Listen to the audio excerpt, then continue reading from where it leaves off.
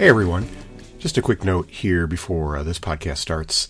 I made one kind of embarrassing error on this recording, which I guess is just part of the deal. When you're doing podcasts, it's going to happen. But I referred to the character Tevye in the play Fiddler on the Roof and the actor Topol. And I really meant to say Topol because he's the one who recently passed away.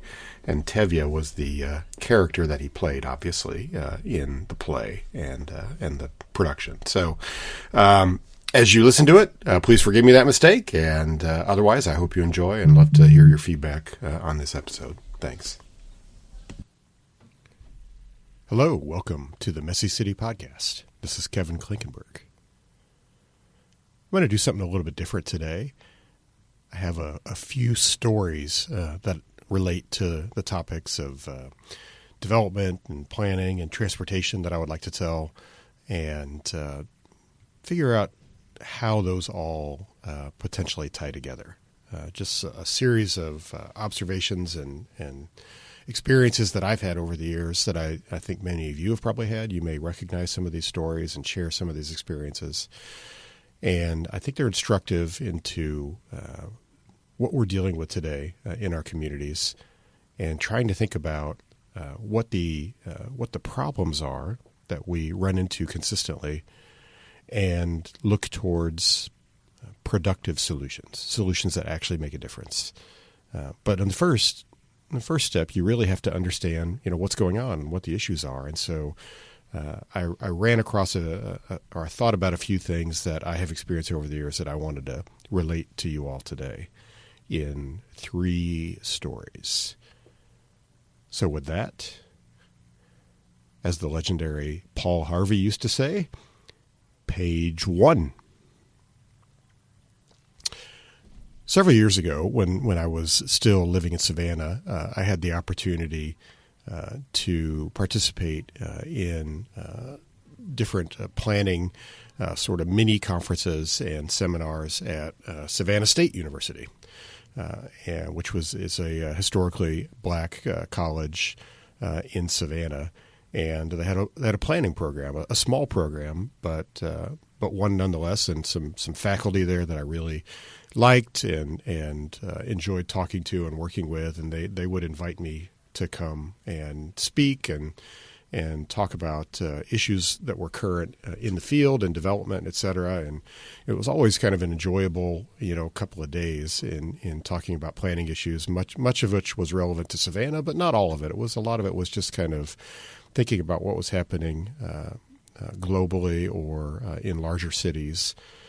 So we had occasion one year after a series of presentations to kind of sit down and have a conversation about what was going on. And a lot of these, if I were to paint a picture of what was going on, a lot of these were fairly small group conversations. So there might be a group of, say, a dozen students that were there, a few professors, and maybe, I don't know, anywhere between 10 and 20 other attendees. So this was not a room full of 100 people or 200 people who were all kind of huddled around and waiting with bated breath to hear the people at the table speak. This was really more of almost like a more intimate conversation about the issues, which actually made it, I think, more fun, more interesting, and more compelling from the standpoint of trying to understand each other and talk about these issues. So one of the things that I recall is there at this particular day, there was a planning professor from Georgia Tech in Atlanta, young guy, who was participating in the discussion. And we were having a long back and forth about what was going on in cities and the nature of trying to build walkable places or make existing places more walkable. And he said something, I'll leave his name out. It's not really important because this is really about a larger issue that I see often in the field of planning and within a lot of the professions. And this is a really smart young guy, like a lot of people that I run across in academic areas, very intelligent, really has a deep appreciation, I think, for walkable places.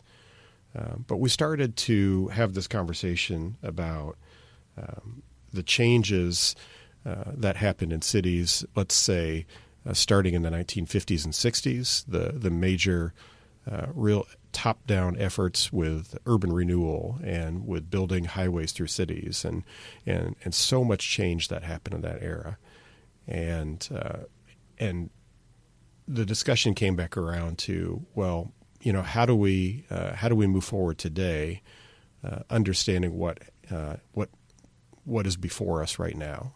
For example, the conversation in many ways in that group was talking about the city of Atlanta, and there's a legacy of those decisions that were made 60, 70 years ago that are still felt today, and they're everything from major freeways that run through the city that weren't there previously to just complete reconstruction and demolition of parts of the city. And as we talked about these things, I became, probably unsurprisingly, a bit of a voice of just kind of caution and skepticism in thinking that we have all the right approaches now, or that a new large top-down effort was really the path to go to fix all of the problems from a previous era. So this guy said something that was really interesting that I thought. He said, the thing is, we know what to do now. And that I found that really interesting, that and he said it with extreme confidence, that here we are today. We are obviously wiser and smarter than people from a previous era who made the mistakes they made. And now we really know how to fix the problems of our cities. All we need is the political will and the resources, which otherwise means money, to do these things. And so I couldn't let that go in that discussion. But I thought it was an important marker to me about how we have these conversations about planning and development. And the reality is, we think that we are very wise professionals today and individuals, and that we really have evolved from the mistakes from previous generations, whether those generations were 1 or 2 ago, or whether they were 100 years ago or 200 years ago. We have a sense, especially in the professional world, of superiority over people from another era. And I just wanted to point out and remind the people in attendance that, the people who were, those professionals who were undertaking the urban renewal projects, especially, let's say the 50s, 60s, and 70s, those were some of the smartest people of their generation and their era. And if you actually go back and watch some of the videos, which do exist, you can find them on YouTube and other places. You can watch people like Ed Bacon, one of the really famous, legendary people in the urban planning world, who's wrote a number of books that are required reading in much planning education. And by the way, his son is the actor Kevin Bacon. So everybody in the planning world completely wins the game of 6 Degrees of Kevin Bacon. But if you watch those videos, there's some remarkable videos that Ed Bacon and his colleagues did, where they described the urban renewal process that was they were about to undertake in the city of Philadelphia that had been planned. And it's nothing if not impressive in terms of the scope, the intelligence of the people that were pursuing these efforts, the confidence they had, the sheer confidence that what they were doing was the right thing to do, that it was the just thing to do. And I can't help but often watch those and come back with more humility towards my own efforts, towards our own efforts, because much of what was done in that era through some of these large-scale programs is really decried today as really terrible, awful work. That these people were they were stupid, they didn't know what they were doing, they were probably racist, that they had all of these flaws that that today are just very obvious to us as the human beings in the 21st century. But it wasn't obvious to them. It wasn't obvious to them that they were making big mistakes. They were undertaking what to them was a very thorough and thoughtful and scientific process for making better cities, which meant making a better world. And I do think they made a lot of mistakes. I absolutely am in the camp that is highly critical of the work that was done in the urban renewal era. In fact, we've often jokingly called it urban removal instead of urban renewal. And so I think there's a ton to learn about what went wrong. But I think we need to ask ourselves the questions, the deeper questions of why did that generation get things so wrong? What was it they were missing? And was it the nature of how they were going about things as these massive efforts that were fed from highly funded organizations and in a very top-down manner that were really imposed on people and on neighborhoods? Was it a set of design principles that was wrong? Was it a lack of understanding of human nature and how humans like to get along? Was it all those things or some combination? And it's interesting to dive into it that way, but I think what it exposes is that in every generation we're all human beings, and we're not perfect. We all make a lot of mistakes. We all have blind spots. I most certainly do. I'm sure everybody listening to this has their own blind spots, whether it's a ideological blind spot or a cultural blind spot or just our own biases that we carry. And it's helpful to approach all of these issues, I think, with more of a sense of humility, and to ask, what don't we know? Who do we need to talk to really understand what we're doing and how it may impact them, and what is something that we're missing? So I came away from that, and for many years afterwards now, I frankly, I just kind of have come to chuckle to myself when I hear somebody have such incredible confidence that, we know what to do. We absolutely know what to do now. I would like to make the point, I think we need to have decisive action. We need to move forward with confidence on a lot of things. But when it comes to really major changes in the landscape of our cities or in the lives of humans, I think it's better for us to stop and pause and ask, what don't we know? Are we really so sure that we understand what we're doing and what the effects will be? Page 2. When I was a kid, I was a big fan of the movie Fiddler on the Roof and the play Fiddler on the Roof. This came to mind recently because the famous performer Tevye recently passed away. And I actually played the violin. I started taking up the violin when I was in the third grade.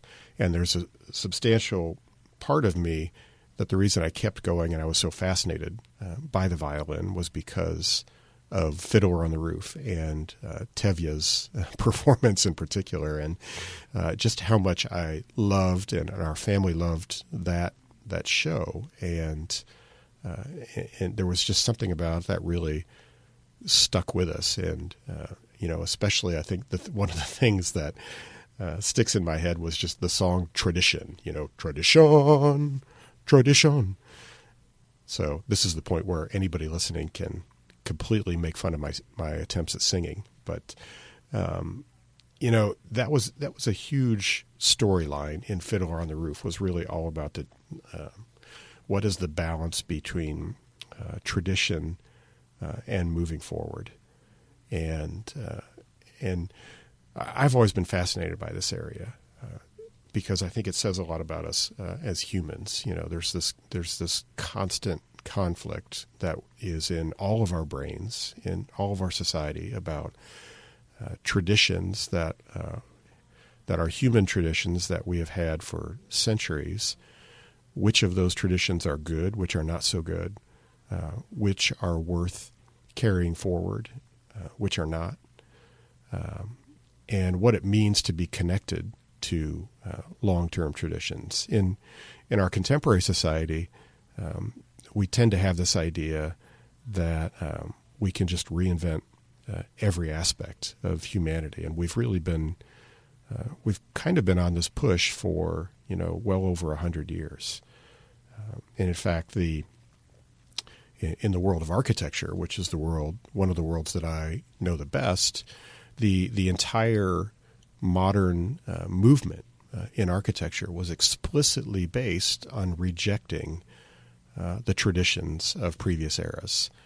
There are many people who've written and talked about this before. There's some great books about all this and how it happened and why it happened. When I was in architecture school, I read a lot of the great books by the modern masters. I loved them. I thought they were enthralling. They were exciting and really tapped into the energy that like a young 18, 19, 20-year-old has that is trying to, in my case, find my place in the world, try to understand it, try to latch on to something that I could really believe in and find meaning in. And so a lot of that, the intellectual work and the writing that happened immediately after World War I in the field of architecture is very thrilling. And there actually are some great videos around from that era. There's the podcast 99% Invisible that Roman Mars does. He had a wonderful episode, or actually a two-part piece, must have been 5 or 6 years ago, about this topic that actually had video footage from some of the great early modern architects and masters as they were visiting Athens, Greece, and talking about creating a new architecture. And so it's always kind of fascinating to me when people in my world try to disagree or argue that group wasn't trying to reject all architecture before World War I. They explicitly were trying to reject it and really create a new breed of human. Le Corbusier wrote about this quite a bit in terms of the new type of human they were hoping to create and the new types of cities for humans that they were trying to create. And I wasn't alive in that era, so I don't know what things are like. I will tell you, I have watched the videos, and as I mentioned, I read the books. I thought they were thrilling. I could very easily imagine myself being caught up in what those modern masters were talking about and thinking, absolutely, yes, this sounds terrific. Let's do it. I'm on board 100%, without really thinking about what the consequences might be, 20, 40, 100 years down the road. So, and I also understand that, these were people their lives were really shattered by what happened in World War I. Today we talk, and really for most of my lifetime, the history that we talk about when we talk about the world wars focuses so much on World War II. And obviously World War II, it was, in more of the recent past. It was obviously unbelievably destructive and terrible. But I think when you look back at the longer course of history, you really find that World War I was the true turning point in the modern world. That was really the first time that we had, mechanized weapons that could destroy entire armies. It was the time period when Europe, prior to World War I, was basically all ruled by monarchies. And at the end of World War I, it began the system of those countries becoming some form of democracy. It was absolute sea change. And of course, I think most people know that a lot of the decisions that were made at the end of World War I and the treaties that were signed and the things that happened really didn't resolve matters very well, and it ultimately set the table for World War II. But it was a traumatizing event for Europeans in particular. Certainly for Americans who went to war, it was as well. But for Europeans who saw their continent laid waste and completely destroyed in a way they couldn't have imagined, it was terrifying. And the people on the more academic side of things, like architects, like people who think about cities, came out of that, I think, with some deep emotional scars. And again, there are some wonderful books that have been written about this. Anne Sussman's book is a great start. So they wanted a clean break. They had been so horrified, and I think they felt like there was a human tradition here that wasn't working, and we needed a clean break from the past. And part of that break was a visual break, was what really became the early modern architecture. Eventually, that modern architecture evolved, and today it's over 100 years old, and it's become a tradition of itself. And if you look around at what happens within the field of architecture, we see that there's a lot of references in new buildings to early 20th century and what we now call mid-century modern buildings. And there's basically been this revival of mid-century modern, which is in many ways architects just kind of keeping that tradition of sorts alive. And so I like to argue that a lot of modern architecture has really just become a style no different from the historical styles that it was rejecting in the early 20th century. So they were rejecting, the Victorian era, and they were rejecting the classical design approach that had dominated architecture for centuries, and they created a new tradition. And that tradition now references itself over and over again, parallel to revived interest the last 30 or 40 years in the classical traditions that architects and their clients have really picked up on. So we have this interesting and often frustrating debate about tradition versus modern in architecture. I also think about this as it relates to food, and that's kind of a weird tangent, it may seem, but I love diving into how people think about food and the things that people eat, how food is prepared.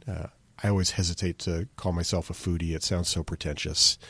I don't really think of myself that way, but I do absolutely love good food. I love to cook food. I love enjoying meals with other people and good conversation. But there was a video several years ago when Anthony Bourdain still had his show when he was still alive, and he had an episode where he was in Spain, and he had this great scene on the beach with the chef Jose Andres, one of the obviously more famous chefs in the world. Wonderful man, incredible chef, has restaurants all over the world, all over the United States. And they had this fantastic scene where they were basically cooking food right on the beach with water that came out of the sea, and then shrimp and other things. And they had this really great discussion about how there was such a connection, a deep connection between that type of cooking and how people have done it for centuries. And that there was this wonderful relationship between a regular fisherman who was making the same exact meal as these famous chefs. And Jose Andres had a great line, and I'm gonna paraphrase here. I hope I don't get this too wrong, but essentially it was, if you don't have that connection to the past, you can't know who you are today or where you're going. And he talked about it in a relationship of cuisine and cooking.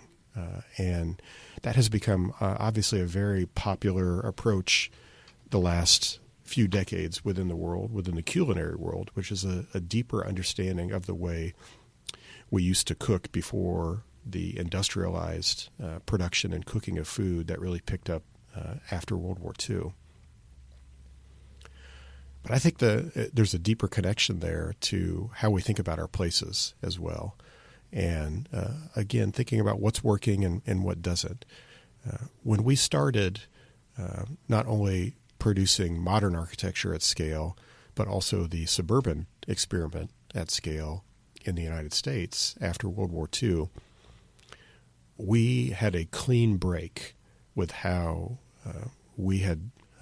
how humans had the traditions of building cities for centuries. It was something brand new that we had never done before. This massive investment in infrastructure, in industrialized home building and architecture, and the rapid construction of communities that were essentially built all at once, and when they were built, they were done. It was like, hey, we built a place, now it's done. It's perfect. It doesn't need to change. It just needs to, have the landscaping grow in. And that was obviously an enormous shift for our culture and our society. It's something that we have been wrestling with for many, many years. I'm very honest with my own biases that I love the traditional cities. I love the old cities.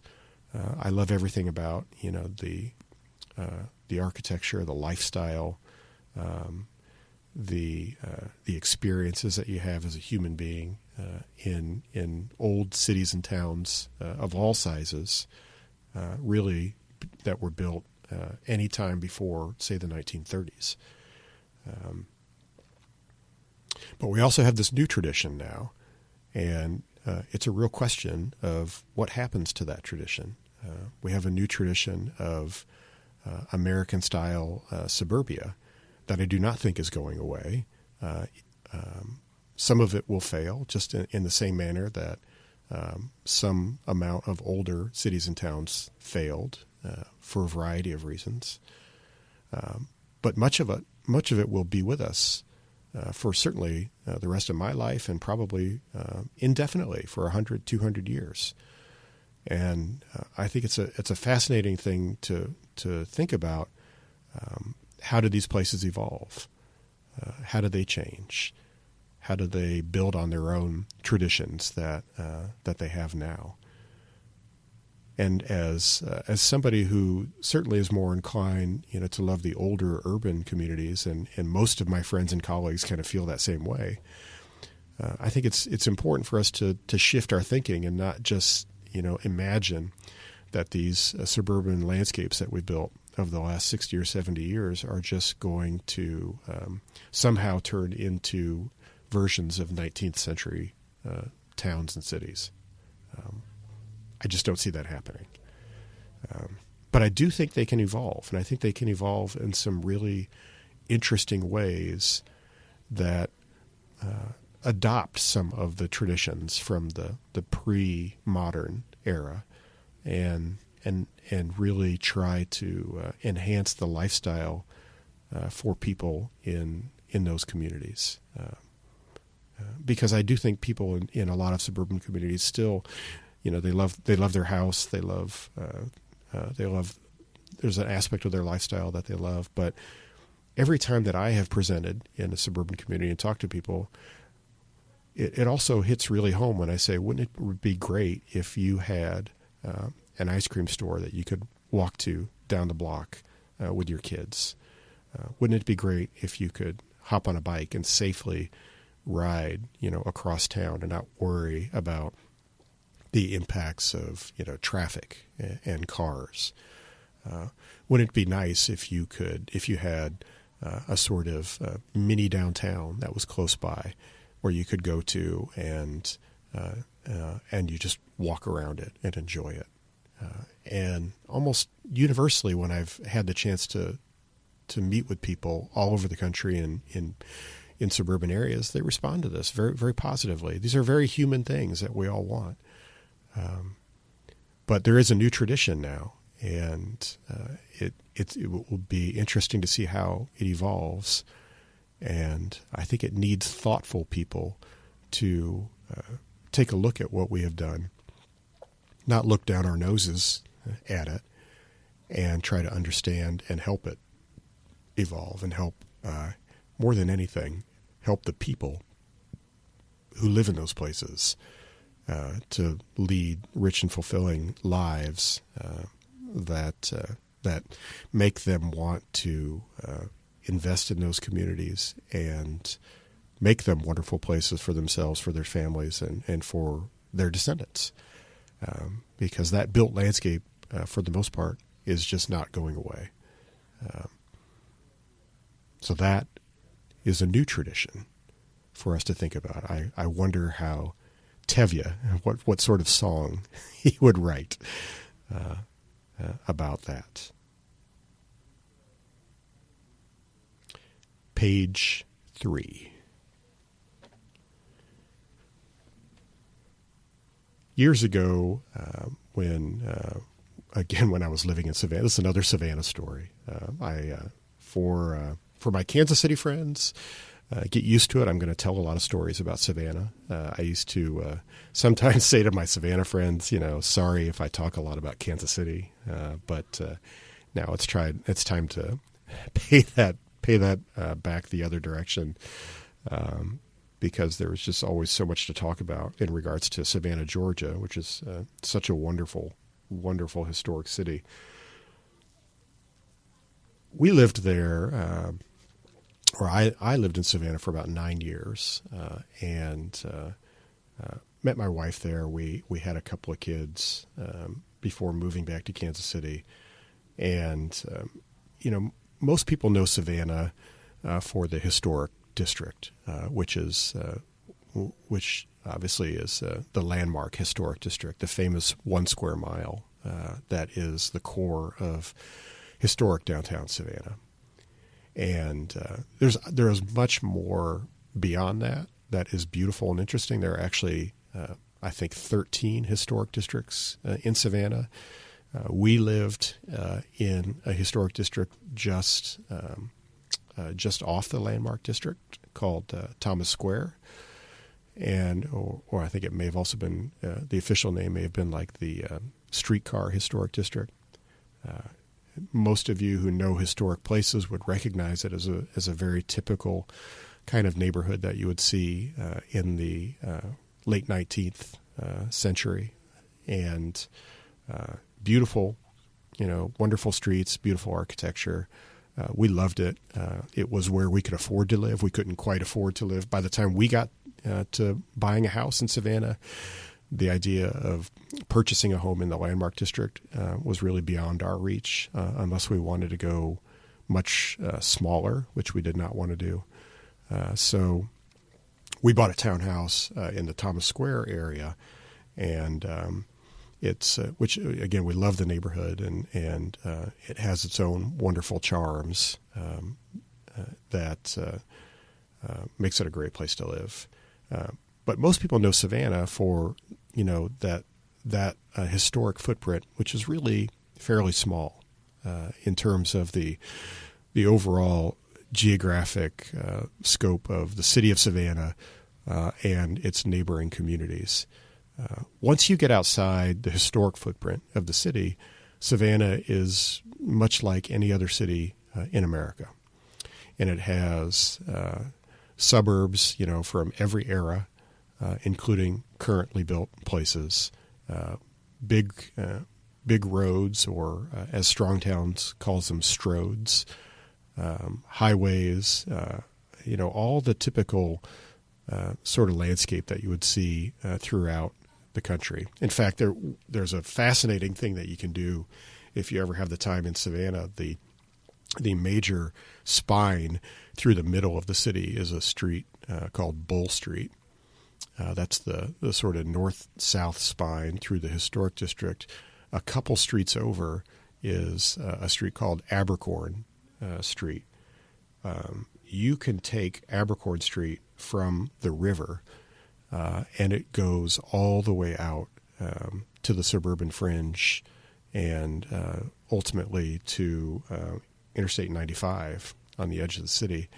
And it's almost like this fantastic time capsule that you get through every era of American development, from the colonial era right on the river, from the 1730s basically, all the way through every preceding decade and century of development in the city. It's really pretty remarkable. So it's something you have to drive in order to see it all, but it's a fascinating cross-section through American cities. So that's a bit of a long-winded intro to say that, there's a whole lot of Savannah that is not like the historic district.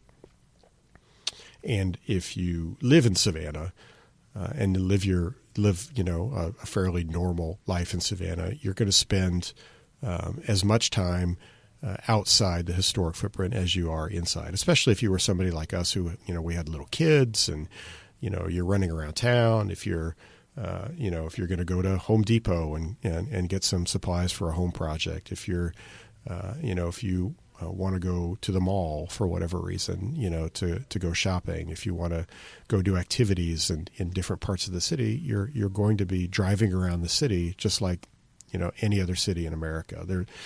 There's a wonderful part of our daily life that we could do by walking and riding a bike, and we did as much of that as we could. But you still can't escape the reality that you're in an American city, and if you have a typical middle class lifestyle, you're going to be driving around the city a fair amount.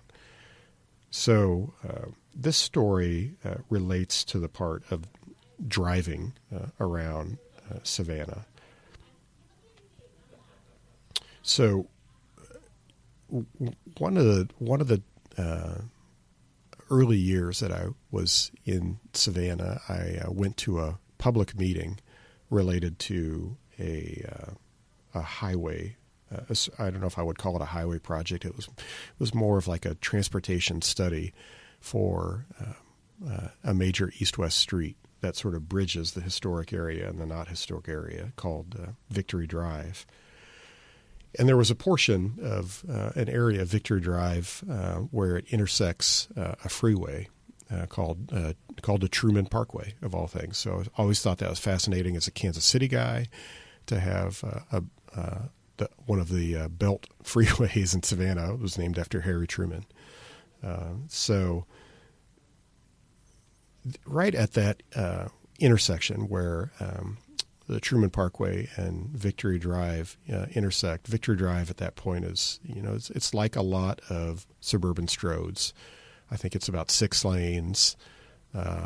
It's right adjacent to the aforementioned Home Depot and a Target and a major shopping area and all the sorts of highway and strip commercial stuff that you might see in a lot of suburban America, although it is interspersed with the occasional lovely live oak trees that you see that gives it a whole different look and feel. But I remember going to this public meeting about this transportation project and just kind of inquiring about this intersection, and there was a lot of discussion about how to make that intersection safer. And I have done some work over the years, done quite a bit of work in transportation and transportation planning. I've had the good fortune to work with some really brilliant people over the years who understand a variety of solutions and who really appreciate the sort of approach to doing walkable places and places that are really geared towards enhancing safety and pedestrian safety. And one of the things in that world you find a lot of is there's a lot of appreciation for and advocacy for roundabouts as an intersection device. And it's something that's obviously very common in other parts of the world. It's started to become more common in the United States. Some states have adopted them much more enthusiastically than others. I'm in Missouri now, and I see driving through the state that our Missouri Department of Transportation is building many more roundabouts now than they used to. But a big part of the reason why that is because they have just been provably shown to be incredibly safe intersection devices. Vastly safer than just having a traffic signal at an intersection. And that's because everybody coming into an intersection has to slow down. You have no choice but to slow down and yield and proceed through cautiously. And that creates an atmosphere of where people just are paying attention a little bit more and are safer in their driving behaviors than if they had the opportunity to just keep on going. So you start to see now where roundabouts have become especially common at a lot of these types of interchanges. I think the very first one that I ever looked at and studied with some interest was actually in Vail, Colorado, where right off the exit for Interstate 70 in Vail, they had a huge problem with traffic, with some safety issues, with a very standard signalized intersection off the highway there, and the Colorado Department of Transportation replaced it with a roundabout on either end of the highway interchange. So you can imagine if you're exiting or entering the interstate, usually, they line each other up. One side exits as another side enters, and then on the other side of the bridge, there's the same intersection. That's like often called a diamond intersection. And so they put roundabouts in on either end of that. And not only did the roundabouts really reduce any accident issues or certainly the severity of accidents, but it also they do a wonderful job of keeping traffic moving. So they actually helped the traffic flow, which was actually one of the goals of the installation at Vail. And so roundabouts have had this kind of very interesting dual purpose of aiding and abetting traffic flow, but at slow enough speeds that they're very, very safe. And so insurance institutes and others have really been encouraging engineers and state DOTs to use more roundabouts when they can at intersections. And so when I saw this plan, when I happened to stumble upon this planning exhibit, and there was this work going on for that area, I suggested to the team, well, why not look at a pair of roundabouts here that would allow the traffic to still move through the intersection, but do so much more safely and slowly, and it might actually help the goals of what the study are, and it might even, one of the sort of strange offsetting benefits of a roundabout is because the intersection is more, it's better capable of handling traffic. You can sometimes eliminate a traffic lane either side of the intersection because in traffic design, the limiting factor is always how efficient is the intersection itself. That's where things clog up, are at intersections, and roads are often sized based on what the intersections can handle or cannot handle. And so if you have intersections that can't handle a lot of traffic, there's generally a push to add more lanes to the roads. But if the intersections can handle traffic moving through there, then you can find that you can get away often with having fewer lanes, which allows you then to have other things that are beneficial adjacent to a roadway, like sidewalks and landscaping or bike lanes or something else that people can use and appreciate. So, my suggestion was pretty quickly shot down at this meeting. They looked at it; it just doesn't work.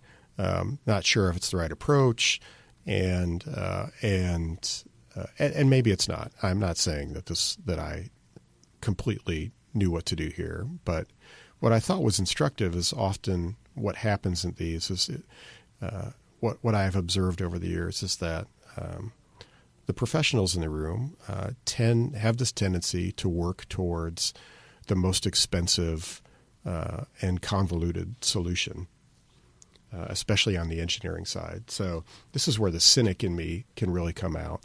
And it's interesting. Roundabout design has all the benefits I talked about before.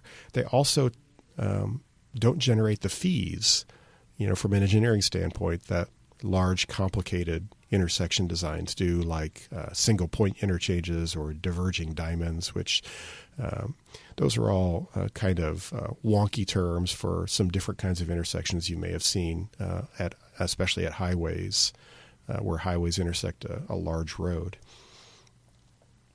But those take a lot more technical expertise and often still have signals. Roundabouts are fairly simple. It's really a time-tested device.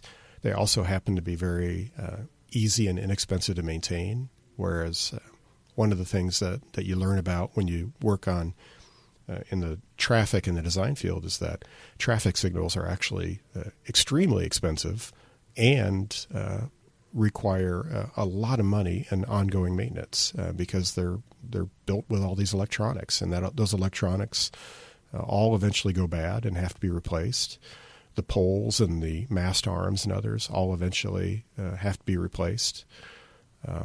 Whereas a roundabout is a very simple and elegant device that, if it's designed right, the main long-term maintenance work on it really has to do with whatever happens in the middle and keeping it attractive.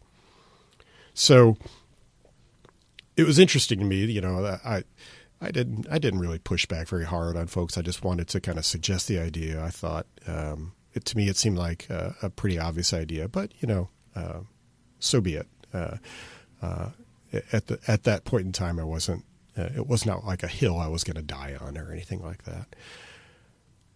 So then a couple of years later, we have this moment in time where my wife and I have a 2-year-old daughter, and she's pregnant with our next daughter.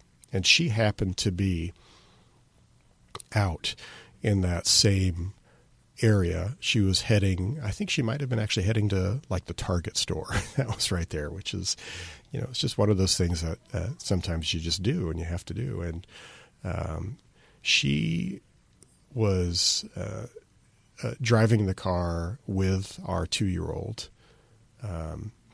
and interestingly enough, had our dog in the back seat as well. So she was there with the daughter. She's pregnant. She's got the dog in the seat, and she's sitting at the stoplight coming off the freeway ramp, waiting to turn left onto Victory Drive, this major roadway.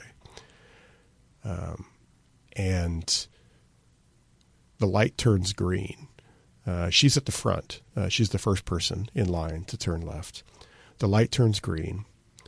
She tells me the story because I was not with her at the time, but she tells me there was, for some weird reason, she hesitated for like a second or two before hitting the gas to go into the intersection. And which is not, I don't want to say my wife's an aggressive driver, but she is certainly a confident driver. And, usually if like there's, okay, the light's, here's the light, it's green, I'm going. But there was, for some reason, she had hesitated for a couple of seconds. In those couple of seconds, a truck going east-west on Victory Drive blew through the red light at what seemed to her like about 50 miles an hour and narrowly missed her. She had just started to creep out into the intersection, but very narrowly missed T-boning her. And she stopped. And I'll say this about my wife: she's a pretty tough cookie, and she doesn't rattle easily. And she told me she just sat there and she was shaking to the extent that somebody behind her actually got out to check on her and make sure that she was okay. Because she knew that if she had actually hit the gas when the light turned, she would have been T-boned at a high rate of speed.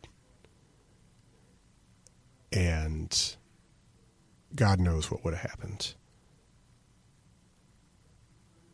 And so that really sticks with me because I wasn't there, and through a weird stroke of luck, they were okay.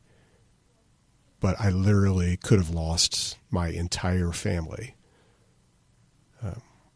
in one accident, in one crash.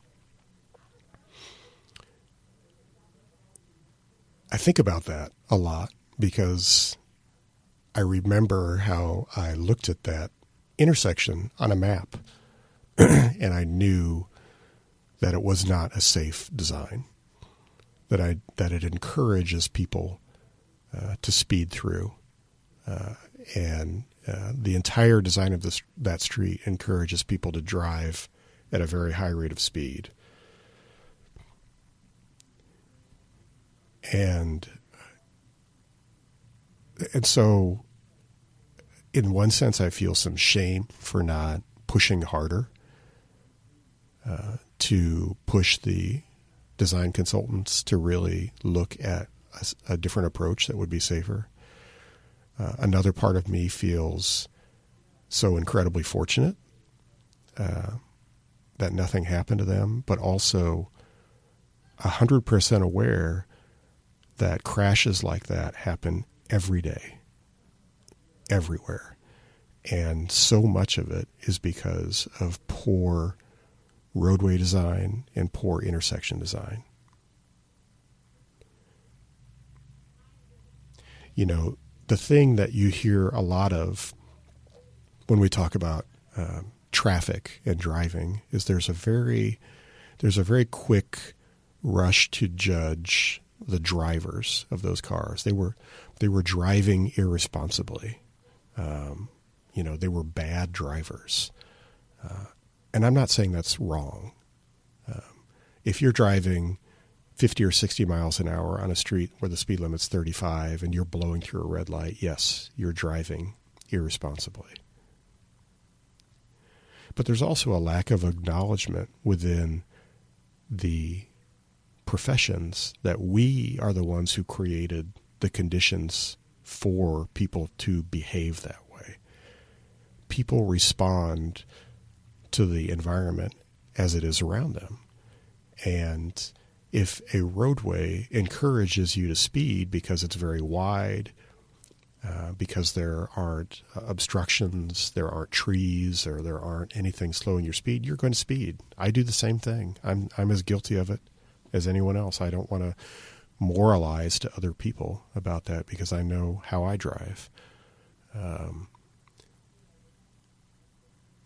So I think we have when we talk about these issues, those of us in the professions, we have to look ourselves in the mirror and ask ourselves, why do we ignore, or why are we so reluctant to implement time-tested devices that really save lives? Why don't we work more towards that end, and instead of blaming the victims, blaming the people themselves? So this is always a tough story to talk about. I don't know if I sound like I'm emotional about this or not. I feel very emotional about it because I know that we were just perilously close to a terrible family tragedy. But I think about this in the sense that I want my colleagues in the professional world to not be so quick to just try to defend and protect ourselves. Our goal is to make better and safer and more enjoyable communities for the actual people that live there. And my family and I had I guess a near miss, what you might say, although I've never really understood that term very well, but that we made it through, but many, many other families have not, and they have had tragic results. And I think those are the sorts of things where we need to set aside our desire to have a nice fee, a nice engineering fee, a nice, unique, creative, clever solution, and look to things that we know work and that we can implement and do it rather quickly. Because every day people are dying or being critically injured and their lives altered in terrible wrecks because of the kinds of places that we've created.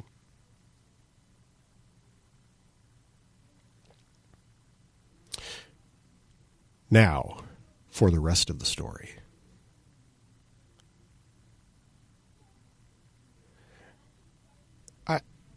I struggled a little bit with how to tie all these together, and maybe there isn't really a good tie. But I think it's important for us to share these stories that we all experience about life in our cities today, and how we can productively move forward. I spend a ton of time, and have for years, in the professional world with other architects, designers, engineers, urban planners, people who I really like, people who I'm friends with and enjoy working with.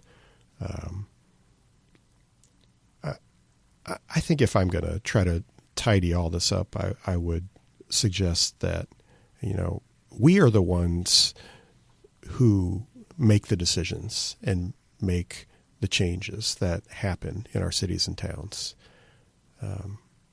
It's not, the people working at a store or, a plumber or, people sitting in an office. It's people like us who are making a lot of those changes. And what I hope is that we can approach all of our efforts with a little more humility. I know many people already do, but I think it's important to have a sense of humility about us knowing we have all the answers and being really resistant to input from people who don't like what we're doing. Being open to the critique of people who may disagree with us. But also really embracing traditions, human traditions that we know are popular, that work well, that regular people like. And that we have a desire to actually fix problems at speed, that we know our problems. This may sound a little bit like a contradiction, but I've kind of always had my personal approach and belief is that policy change should happen slowly and methodically, because policies impact so many people and so many diverse kinds of people that it's really important when we make policy change, whatever that policy is, that we take our time and we talk to as many people as we possibly can, because that will make it better. But when it comes down to a policy is ready to go and it's time to go ahead and make some physical change, we should be willing to do that as quickly as we possibly can. And we should be willing to experiment inexpensively if we can, and then learn from those and adapt and move on. And I think if we had more of that approach, we would have less really bad, destructive policy that frustrates people. But then we would also fix more of our issues in cities that also frustrate us. And we would do them at speed in a way that would give people real confidence in the people leading our cities and towns, that, number one, they really, really listen to us, like meaningfully listen to us, and they make changes based on that. But also, wow, look how competent they are when it's time, when we've all agreed it's time to move ahead with X, Y, or Z. Boy, they can get it done quickly and efficiently without spending a ton of money. We aren't always as smart as we think we are. I've had to learn that many times. I'm sure many of you have as well. I think a lot of us in the field have really good ideas and know a lot about what we can do that would help people out and help improve our cities and towns. But I would just encourage us all to adopt some of those mindsets as we do our work. And that, my friends, is the rest of the story. I look forward to speaking with you again and picking these conversations up in future episodes of the Messy City Podcast. Thank you. I'm Kevin Klinkenberg.